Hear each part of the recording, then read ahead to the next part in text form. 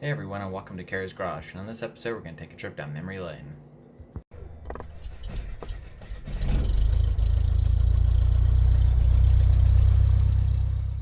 So this is a new series I'm going to start for the channel. We're going to take a look at cars I've had in the past. I found some pictures, some old videos. The first car I actually bought when I was a teenager, I think I was 14.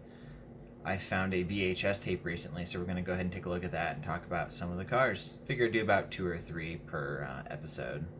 The first car I bought ever was a 1969 Ford Mustang, 2-door coupe.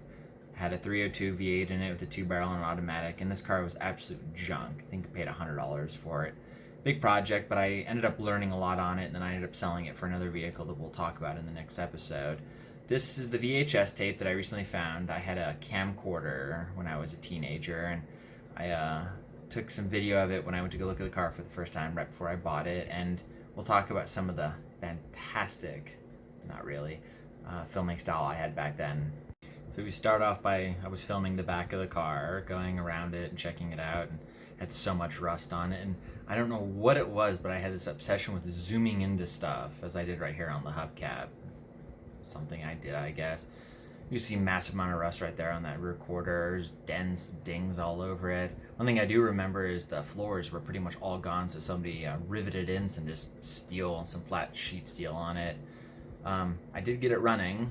I had a piece of property and I drove around on it a little bit, but zoom in there on the Ford Mustang emblem. Didn't have the inner lights or the bottom valance on it. It was, like I say, it was a $100 car, but it was pretty cool as, a 14-year-old kid with that car, and I was able to sell it for a fair amount of money. There's the engine right there. Had chrome valve covers, little chrome air cleaner thing on it. Really nothing special about the car, all in all. And it, God, it was a turd. That thing was just so bad. There's looking at the front fender right there. Let's see, am I going to zoom into that hubcap? Oh, I didn't. That's a surprise. See what else. There's the interior. It had like an aqua blue interior on it. And zoom in on the shifter. 3-speed on the floor. Dash was all taken apart. So that was the first vehicle I ever bought.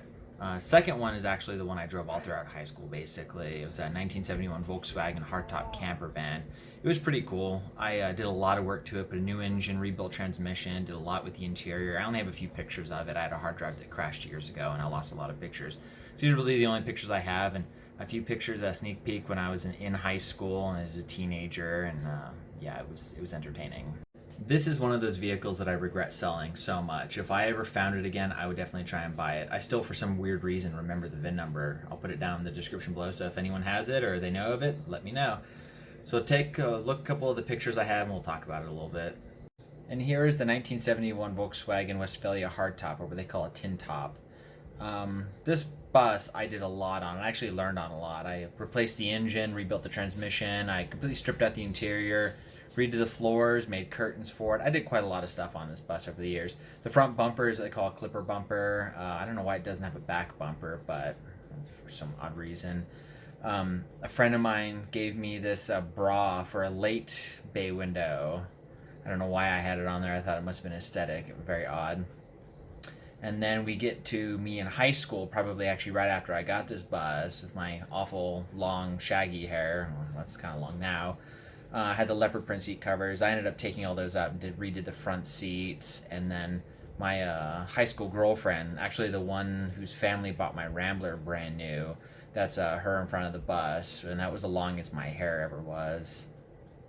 That's pretty much all the pictures I could find of my old bus currently with my hard drive. Like I say, I lost a bunch of pictures years ago on a hard drive failure.